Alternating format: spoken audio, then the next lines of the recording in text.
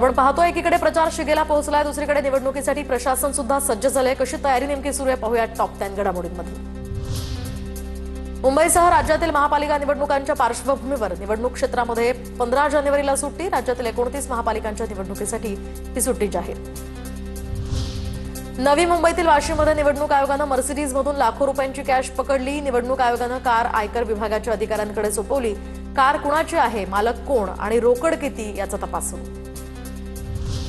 जळगावमध्ये निवडणूक आचारसंहिता कक्षातील कर्मचाऱ्यांना कारणे दाखवा नोटीस। नियुक्ती असून सुद्धा कर्तव्यावर हजर न राहणाऱ्या 22 कर्मचाऱ्यांना ही नोटीस, तर 24 तासात लेखी खुलासा सादर न केल्यास कारवाईचाही इशारा।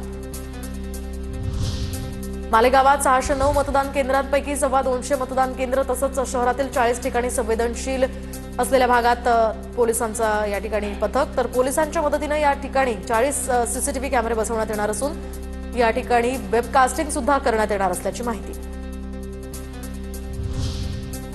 पुण्यामध्ये निवडणूक आयोगाकडून मतमोजणी केंद्र जाहीर। शहरातील वेगवेगळ्या भागातील क्रीडा संकुल, शाळा, महाविद्यालय, सांस्कृतिक केंद्रांच्या ठिकाणी मतमोजणी केंद्र असणार। मुंबईमध्ये 2000 रिक्षा, टॅक्सींना इलेक्शन ड्युटी, तर 1100हून अधिक बेस्ट बसेस निवडणूक कामकाजासाठी ताब्यात घेण्याची प्रक्रिया सुरू। 13 ते 15 जानेवारी दरम्यान प्रवासी सेवा यामुळे कोलमडण्याची शक्यता। पुणे महानगरपालिका निवडणुकीच्या मतदानाची तयारी आता अंतिम टप्प्यात, तर 4000 मतदान केंद्रांवर मतदारांना मतदान करता येणार।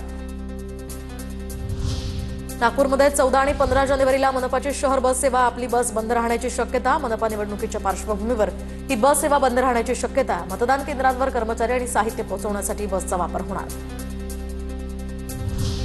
नाशिकमध्ये उद्योगमंत्री उदय सामंतांच्या बॅग्सची तपासणी, तर निवडणूक आयोगाच्या या पथकाकडून तपासणी करण्यात आली। महापालिका निवडणुकीच्या पार्श्वभूमीवर सध्या तपासणी।